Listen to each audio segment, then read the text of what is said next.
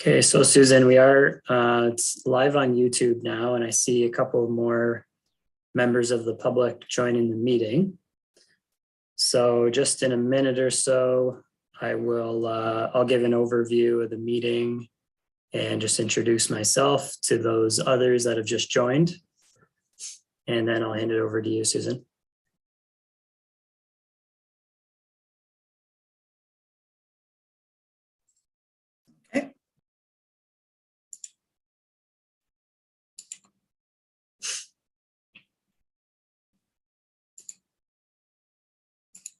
Okay, it's 5 o'clock now. So welcome everyone. My name is Aaron Butler. I'm the manager of development approvals for the town of Fort Erie. Susan, do you just want to introduce yourself briefly as well? And then I'll give an overview of the process here. Yes. Good evening. My name is Susan Smythe. I'm a senior planner here with Quartet Group. We are the retained consulting group working with the client on the application. Thanks, Susan. And so for those that have just joined us, this is an information open house meeting for a proposed official plan amendment and zoning bylaw amendment at 124 Windmill Point South. It's for the severance of two parcels along Thunder Bay Road that are currently part of the 124 Windmill property. The purpose of tonight's meeting is really to share information and receive preliminary comments from the public. These types of applications will be subject to one other public meeting, and that will be a public meeting at a council meeting, most likely also on Zoom. That would be the next step in this process. That's yet to be scheduled, but likely a couple months down the road. After that public meeting's held and council has had an opportunity to consider all of the public comments, consider the application, and consider recommendation from town staff, they would then make a decision on these applications. And so just in terms of how the meeting tonight will work, Susan will give a presentation from her end, giving an overview of the applications. And then for the members of public that are here, you can use the raise hand button in your Zoom meeting, whether you're on a laptop, computer, or on your phone. And I'll be able to see you raise your hand if you have some questions after Susan's presentation. And then we'll bring you into the meeting one by one, and we'll have a discussion and hopefully answer any of your questions and take your feedback, of course. So we will be going until 6 o'clock. It's kind of an open house from 5 till 6. And the meeting is streaming live on YouTube if you would like to watch afterwards or share with others. So once Susan steps back in, I'll pass it over to Susan to give her presentation. Take it away, Susan. Thanks. Yes, thank you. Okay, so to share my screen then, I think I see the bottom green button, share screen. So can you see that? Yes, we can now. Okay, is that the only thing you see, or is there more than Yep, I'm just seeing your slide cover page here. Okay, great. So again, thank you for all those in attendance and for taking time to receive information about the project. So please note that I am here to obtain your comments and any feedback and answer any questions that you may have. Please do keep in mind that if your comments are not satisfactorily addressed tonight, my team can provide you with some responses separately by either email or you are welcome to contact me at your convenience. And my details is provided at the end of this slide presentation. So just to begin, I will provide you with some general background information about the site and then move towards the description of the proposal. And as Aaron indicated, the requested amendments.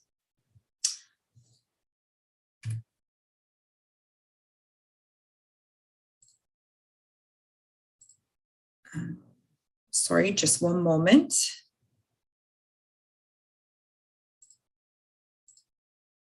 don't know why I'm not seeing this. Oh, here we go.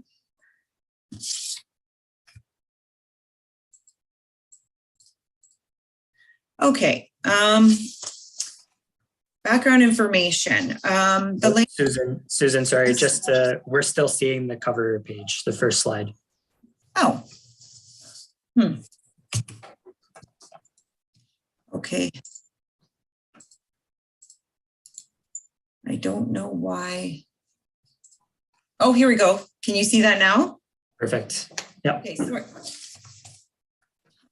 So the lands are legally described as part of Lot 14, Broken Front Concession Lake Erie, municipally known as 124 Windmill Point Road South. The lands are situated east of the Ridgeway Crystal Beach settlement area and located south of Thunder Bay Road and east of Windmill Point Road South. As shown in this diagram, you can see that it is an irregular shape with frontage on both Windmill Point Road South and Thunder Bay Road. There's a total lot area of approximately 11.51 hectares, 28.44 acres in size. The lands are currently occupied by one single detached dwelling owned by the applicant. As you can see with my arrow pointing here. And it has direct access off Windmill Point Road South. The surrounding land uses to this parcel, as indicated in this drawing, is primarily rural, with rural residential, waterfront residential along Lake Erie, as well as environmental protection areas, that being the 6 Mile Creek provincially significant wetland and significant woodland area. The site currently does have some of the significant woodland area, and the variety of the species that are contained on the site include American elm, oak, white spruce, pine, silver maple, and also a variety of non-native species to the area, that being common and glossy buckthorn type of vegetation. Worth noting is that an environmental impact study was completed by an environmental consultant over the course of approximately 6 years. This study included an inventory of tree species that was conducted by an arborist. The results from the assessment of all these trees equated to approximately 80% of the species being observed within the subject property, having a low coefficient conservatism. Essentially, what that means is that the species are associated with communities at an early stage of growth. So more specifically, this area that's indicated in this lime green, the conservation area, which is the woodland primarily, those trees, there is a variety that have some mature growth and also some younger growth. With the proposed lot areas closest to Thunder Bay Road, with the assessment that was completed, this area seemed to have the lower efficiency in terms of ecological value. And that is the strategic positioning of the proposed lots in this area. So the proposed development includes these 2 infill residential lots. The lot areas are approximately 0.42 hectares in size, being part 1. And then part 2 is the second lot, being approximately 0.52 hectares in size, each having the lot frontage off of Thunder Bay Road. The proposed boundaries, again, were dependent upon the natural hazard and natural heritage constraints mapping that was prepared by the environmental consultant, and also was presented and supported by the Niagara Region and the Niagara Conservation Authority. In here, the total, just to show a representation, this darker green area is the 6 Mile Creek provincially significant wetland. And in the parcel owned by the applicant, there is some sections of the wetland that falls within the boundaries of the property in these locations. This blue line signifies the 30-meter required buffer from that wetland. So in essence, nothing can be built in the wetland or within that 30-meter buffer. In addition to that buffer, the consultant identified an additional 20-meter in this pink hatched area. It's a 20-meter additional buffer to the the woodlands that's in this lime green area. So it's an additional buffer between those tree species, as well as offering a 20-meter wildlife corridor. So the proposal is essentially allowing for the removal of, the proposal is requesting the removal of 0.42 and 0.52 hectares from the total 11.51 hectares for these proposed lots.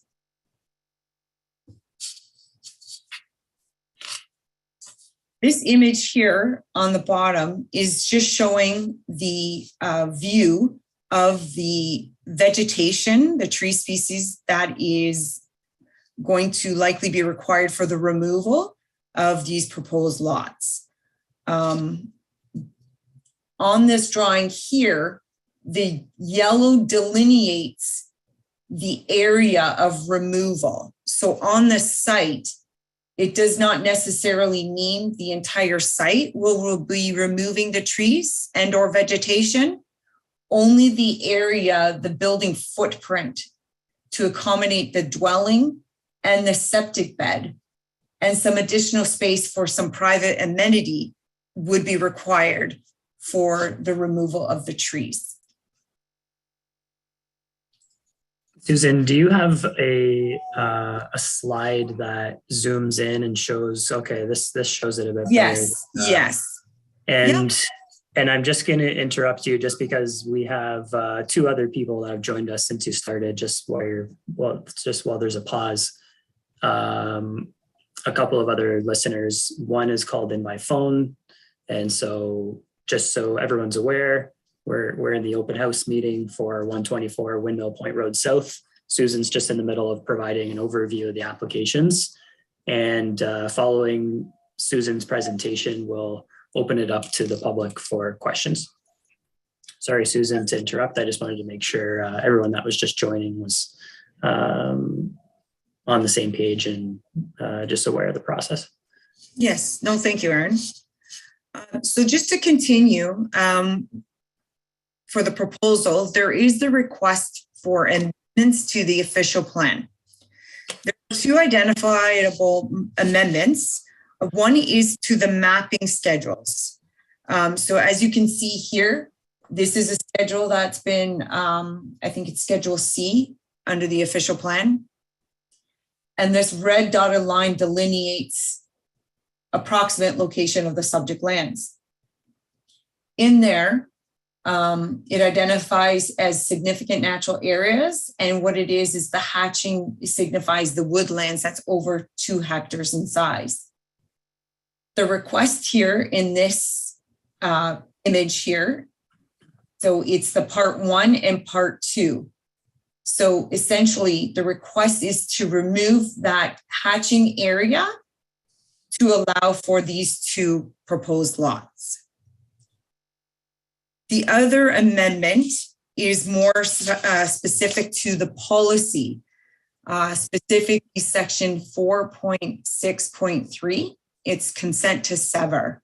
So it's in the rural area, and essentially what the policy stipulates is that it's an infilling lot for one new dwelling on the new lot, which fronts a public road situated on the same side of the road between either an existing dwelling and another existing dwelling, or a natural heritage feature, or on an improved road allowance with a distance of 90 meters or less. So this criteria with these two proposed lots are not being met, and therefore requires the amendment, because there are two new lots and the distance between the two lots is greater than the 90 meters and or within the environmental feature. Another criteria under this section of the policy is that the minimum lot size should be 0.4 hectares with a minimum frontage of 46 meters. In this circumstance, under the policy, this is being met. The other criteria to be considered in the evaluation is that it does not adversely affect the integrity or efficient management of natural heritage resources. Again, an environmental impact study was conducted by an environmental consultant over a course of many years. The report dated August 2020, as well as an addendum report dated December 2021, is for public knowledge, and there is information about the assessment that took place. Based on the assessment, the sizes originally that was proposed were a lot greater than what is being proposed at this point. Originally, they were greater in size. One was being 1.18 hectares and one additional lot was 1.86. They were reduced to avoid the direct impacts to the regulated features, that being the significant woodlands, the wildlife habitats, as well as the protection area and those features to the 6 mile significant wetland. Therefore, the revised lot configuration, it reduced the length of the lots, and it increased the width of the wildlife movement corridor. As indicated earlier, it's the 20 meters. So that essentially is this area along the perimeter. Also, the proposed lots had to take into account of an adjusted 1.5 meters to conform to a right-of-way to meet the town standards. So essentially 1.45 meters at the frontage of each of these proposed lots is to be dedicated to adhere to the standards, to the road standards for the town. Another criteria was the sufficient size suitable for the long-term and sustainable operation of a private waste disposal system. And again, in this circumstance, a hydrological assessment was completed. And based on that assessment, these two proposed lots can safely can be serviced by a private septic sewage system, subject to these implementation and the recommendations. Being providing at least a 75% nitrogen reduction effluent, and also that they observe the required Ontario Building Code setbacks from any water supplies or surface water. The requested zoning bylaw amendment, as shown here in the table, is requesting site-specific provisions because the minimum lot frontage, so under the rule zone, it requires a 95 meters lot frontage. So for part 1, it's only 68.96 meters. And part 2, it's 52.91 meters. So that is the requested site-specific for the lot frontage. Also, the minimum lot area under the rural zone, it requires 6 hectares in size. And again, as noted, The sizes being proposed is 0.42 and 0.52. The zoning map will also request that, so here the EC overlay is shown in the green hatched. So the proposal is also to amend the zoning map to remove that hatching from the two proposed lots.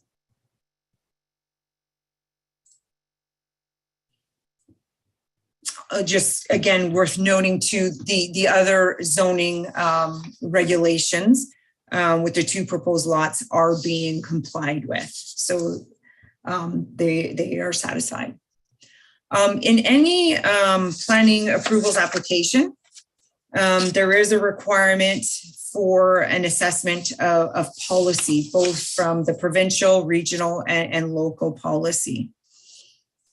In this circumstance, there was a thorough analysis of the policies, as well as consultation with the ministry, the region, and conservation authority, which essentially all provided some framework and the analysis to identify what would be the constraints of the development and potential impacts and how to be mitigated.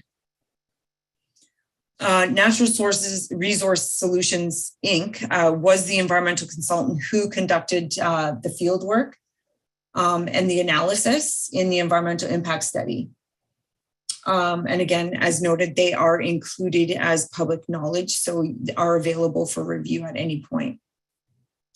Based on the analysis that was conducted, it's our professional opinion that the proposal is consistent with the provincial policy statement and growth plan, considering that there is an opportunity for residential infill development in a rural area,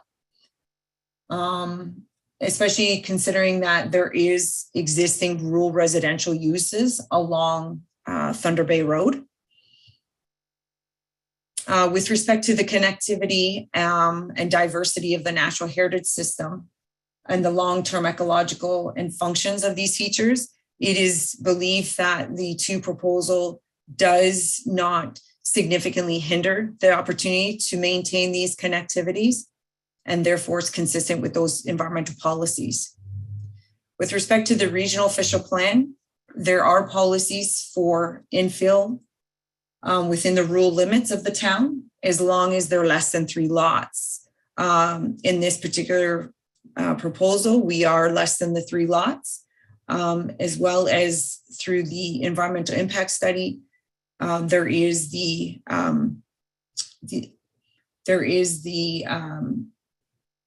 proposal where the lots will essentially have some impact to some of the features. However, those features can be mitigated with the recommendations sought out in the environmental impact study.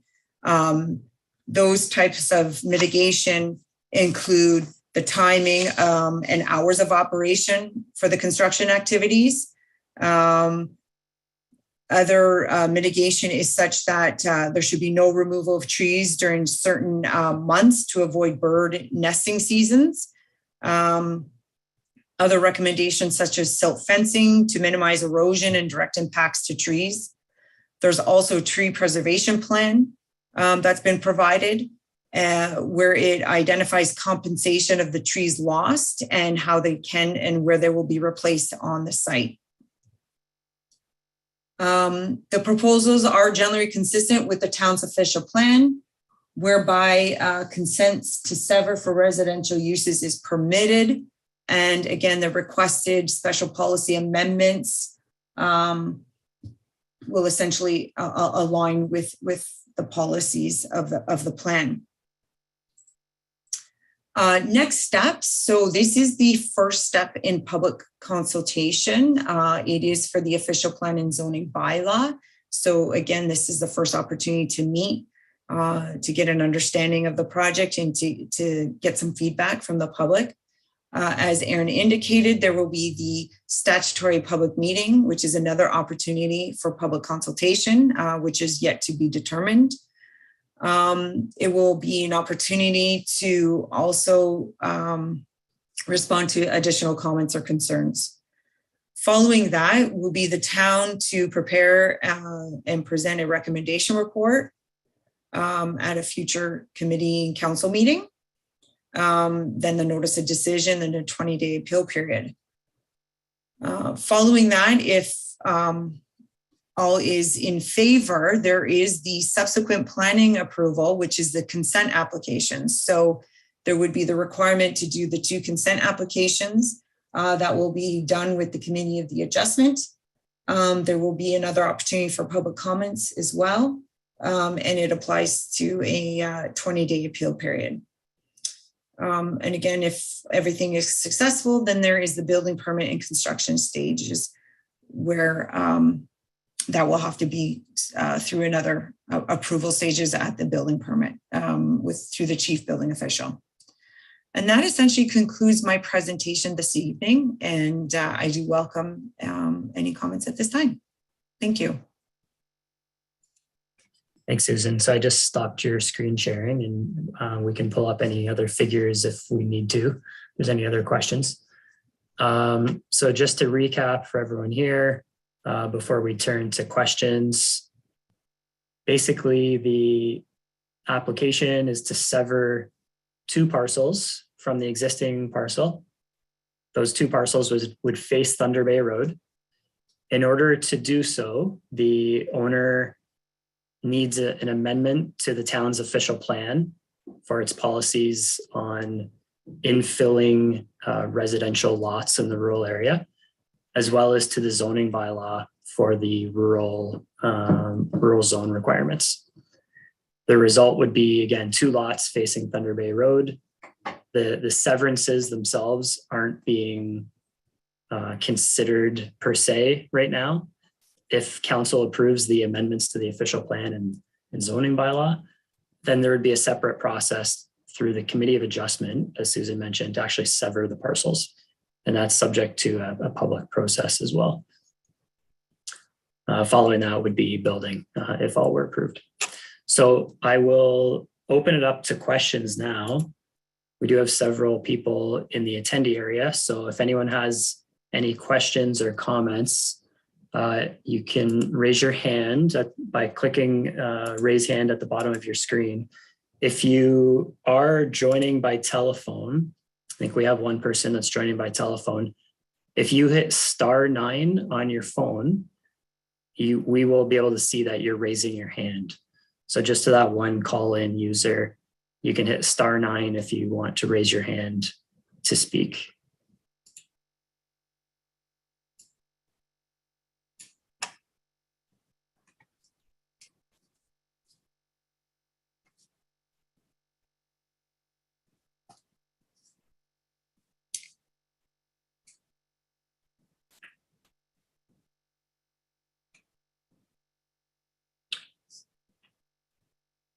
So I am seeing one hand that's raised, so I'll bring that person in now and then just encourage anybody else that has any questions or comments to raise your hand, and I'll watch out for that. Again, the call-in user *9 to raise your hand.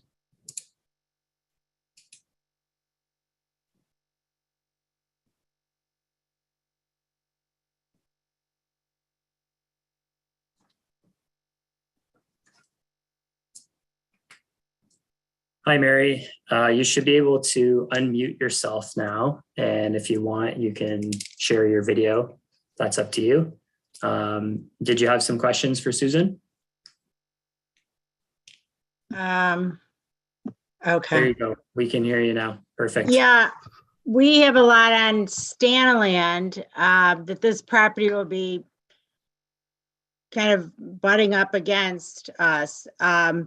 We have lots of issues with drainage back there, especially in the spring.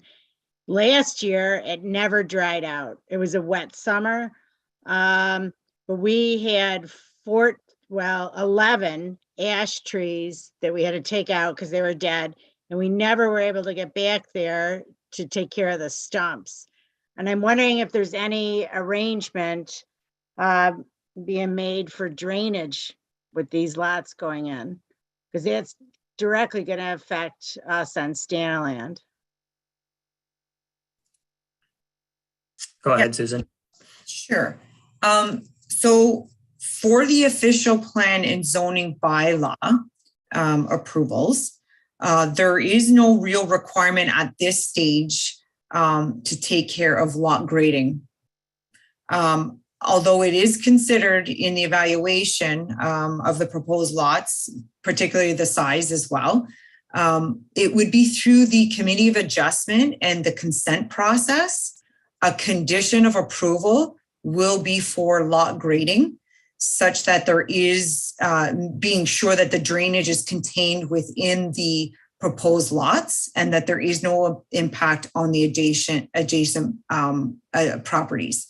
So it would be through the subsequent approvals where lot grading will be taken care of in more detail. Okay, thank you. You're welcome. Thanks, Mary. Did you have any other questions? Not at this time. Okay, great. I'll move you back into the attendee area. So you'll just skip out for 1 second, but you'll come right back in. Okay.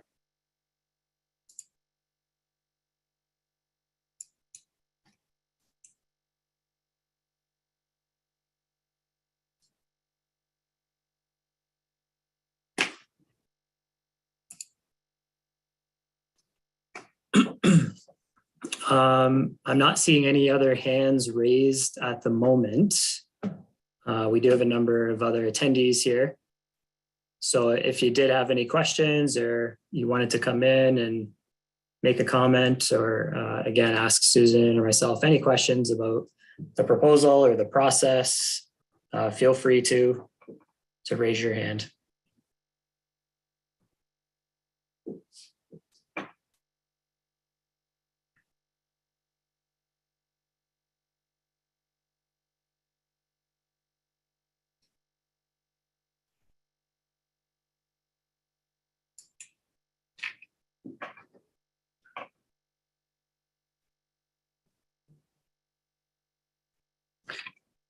I'm not seeing any hands raised at the moment, but we will be on until 6. At least Susan and I will be staying on until 6 o'clock in case anyone comes in and has any questions. So I'll just maybe outline the process for everyone while everyone is still here. And again, raise your hand at any point if you'd like to come in, or that essentially concludes the open house, the presentation portion, if there are no other questions. And so the next steps, essentially, planning staff at the town will write a report to town council. It's basically an information report. And at the same time, we would be holding a public meeting at a council meeting. The notice of that public meeting will also be distributed to area properties. So that's within 120 meters of the property, 400 feet. And that's also advertised in the paper, as well as online on the town's website and social media. So the information report is brought to council purely for information. Council's not making a decision that evening, but it will contain information that Susan shared with you tonight. It will contain comments from the public. It will contain comments from agencies that have been circulated. Agencies in this case would be the Niagara Region, Niagara Peninsula Conservation Authority, and others. They're welcome to comment on the proposal from their perspective. And town staff will also circulates the application internally to our departments. So this is all compiled into a report to council for information. They would then receive that report for information. And of course, if council has any comments at that point, they would provide them to staff and to the applicant. Then what happens is planning staff at the town, we form an opinion of the application based on the town's policies, region's policies, provincial policies, similar to what Susan's done already. And we then will inform town council on our position on it, on whether or not in our mind this should be approved. Council then takes that report, makes a decision, yay or nay. From that point, there's then an appeal period. Any member of the public that participated at a meeting or provided comments in writing has the right to appeal council's decision, as well as the owner or other agencies. If there are no appeals, the applicant would then file their applications to actually sever the property. So the zoning would be in place to allow the severances, and they would then be filing applications to sever. Similarly, there's an appeal process after that decision. And following that, they'd be welcome to file building permits. And so, as Susan alluded to, the details of grading on those properties where grading is required to be done in a manner that contains surface water within the property, that is done at the severance stage prior to a building permit being issued. And those mitigation measures that Susan mentioned that are being recommended from the ecologist, such as tree preservation on the property, timing of clearing trees on the property so that it's not being done while there's breeding happening of birds or bats in the area. Those are all conditions of an approval. So those all get dealt with at the severance stage. And those things have to be done prior to someone being able to build on the property. The only other thing I just wanted to note was that if you do have any comments or questions and you're not expressing them tonight, you can still send us an email, can give us a call, write a letter, or you can participate in the public meeting at council as well. So on the notice that you received, you had the email of Anamika Dawaria, our senior development planner. She is away for a couple more weeks, but you can email her with comments, and those will be incorporated into the town staff report. As Susan mentioned, if there's any questions that we need to ask the applicant to answer, there's some details that town staff doesn't have, we'll pass those over to the applicant and ask them to respond as well. That essentially, I think, concludes the information that we wanted to provide. And as I say that, I do see someone that's joined by phone. They've raised their hand, so I'll bring that person in.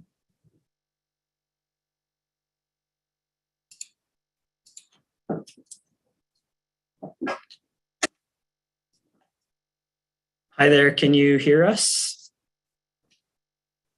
I can hear you, and it's Louise Kreiner, and I live down on Windmill Point, East Lane.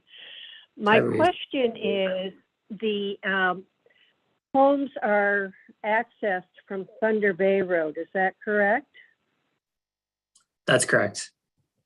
Okay, and how far back would the new ownership be from Thunder Bay Road? How far back would the parcels be? Like how deep would they be? Yeah. So the parcels, as I'm seeing, they're one is longer than the other. So one is 100 meters deep. And so that's about 330 feet. And the other one is about 75 meters deep. So it's wider and not as deep as the other. The homes themselves would be required to be at least 15 meters, I believe, from the Thunder Bay Road road allowance. So similar to the other dwellings on Thunder Bay Road. Okay, thank you very much. It's hard to envision on the telephone, so I appreciate it. Oh, you're welcome. Thanks for joining. Sure. Did you have any other questions, I'm Louise? good. No, I do not. Okay, great. I'll move you back into the attendee area.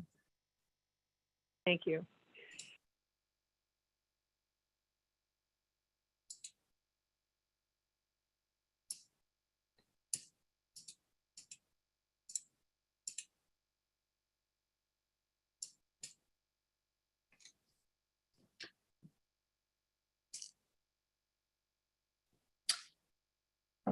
Okay, well, we have about 20 minutes left, so Susan and I will stay on the line if there's any other questions or comments that come up. And maybe what I'll do is share my screen. Susan, there's a good sketch that was in the environmental impact study of the lots. That's nice and clear. We'll just share that.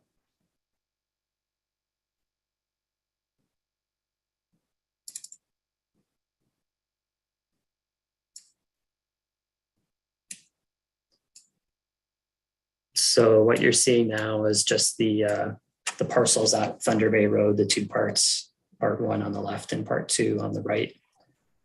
With this black line here is kind of the one house and the other conceptually. And these black lines here are the two proposed parcels, part one and part two.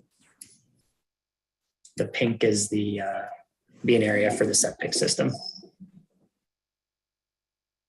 So Aaron, the only correction here is these are indicating 0.41 and 0.51 hectares. Mm-hmm. So it was just an editorial error. Okay. Yeah. So 5.01 hectares. That's correct. Yes. Okay. And Susan, I do have one other member of the public who's just raised their hand, so I'll bring that person in now too, okay? Okay. I'll stop sharing my screen.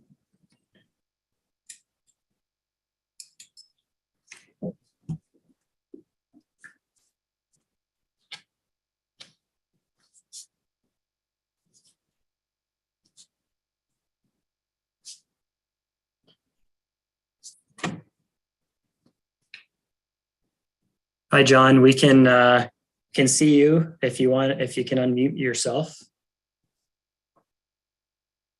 should be in the bottom, bottom left usually. Hi, great. We can hear you. Thanks for joining. I appreciate Susan's presentation. It was very thorough. My only question is this presentation available to the public? Yes, yeah, I did provide a PDF copy version of this to Aaron. So if you do request, I'm sure he can give it to you. Okay.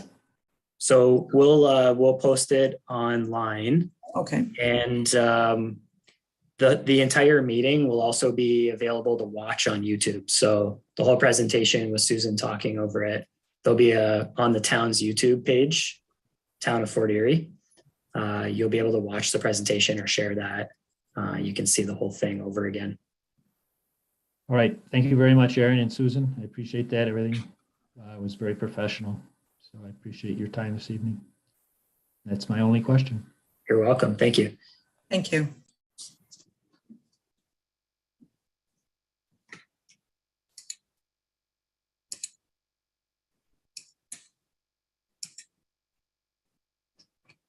Okay, so just moving John back into the attendee area.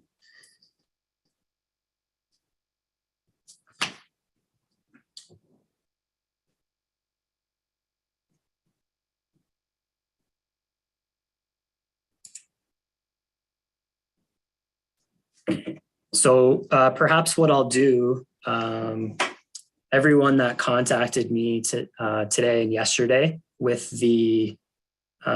for the Zoom link, I will send out the presentation, Susan's presentation, directly to you by email. And again, the presentation will be up on YouTube as well. And Susan, we just have a question in the chat from Tracy. Can you please tell us again what the green dotted line represented? So before you answer that, perhaps I'll just pull up the drawing. So Tracy's question, I think, Susan, is this green dotted line. Tracy, maybe you could confirm that in the chat. This green dotted line here, what does that represent? And then maybe you can just clarify what the rest of these symbols mean as well. Sure. So essentially, the green full filled in color is to represent the limits of the woodland feature. That's this area. Yeah. Yeah. And those dots essentially, so this is a drawing that's from the environmental impact study. Those dots are to represent the locations of the bat roosting trees. Sorry, those are the red orange dots here? Yes. Okay. And yes. Tracy's question is this green dotted line here, yep. offset from the other green hatched area. Yeah, so that is the additional buffer limit from the woodland feature itself. So I believe it's the 20 meter, and I don't think he has it delineated there, but it is the 20 meter buffer from the edge of that woodland feature. The 30 meters is that, see that blue dotted line? That is the 30 meter buffer from the limits of the wetland feature. Right, and so what that means, Tracy is just asking again, 30 meters. Thanks for clarifying that, Susan. So it's 30 meters from here to this blue line. Correct. That's an offset from the wetland. No development can occur in that area. And this green line is a buffer from what's been identified as the significant woodland. So correct. Typically there's the woodland plus a buffer from it, which kind of allows growth to occur on the edge of the woodland and protect the edge of the woodland itself. And so no development can occur in that area, including any lot lines. So as you can see here, the lines of the development are outside of the buffer area from the woodland. Hopefully that answers your question, yeah. Tracy. And just for clarification, you can see that it varies. So it can go between 20 meters and then, it does look a little less in some areas, but I know that it needs to be maintained in the 15 meter buffer. That is the requirement that has been identified in the environmental impact study. But where there were opportunities to expand the width to maintain a wildlife corridor, we maximize that opportunity.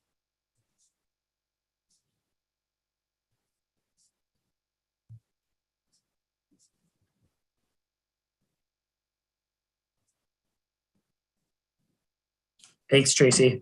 Thanks for the question.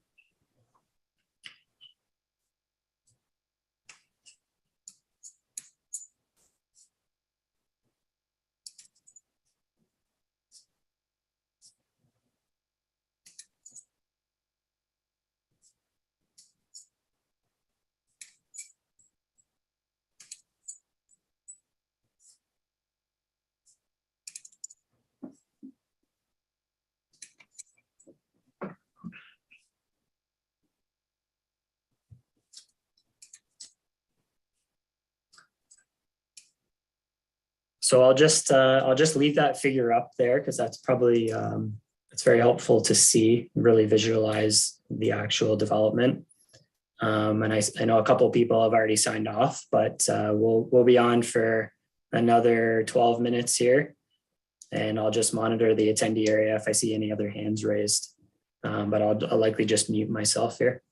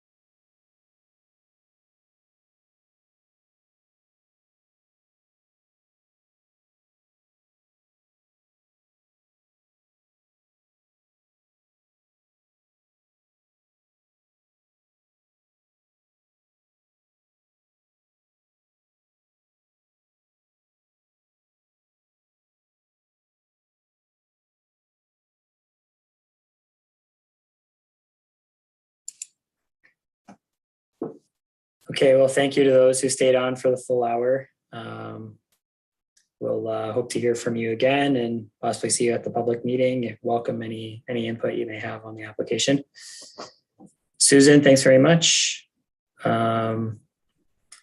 If there's not anything else, I'll be ending the meeting now. I'm just going to stop streaming on YouTube as well. Okay, thank you, Aaron. Okay, thanks, Susan. Okay, Take have a care. good night. Thank you. Bye, You too. everybody.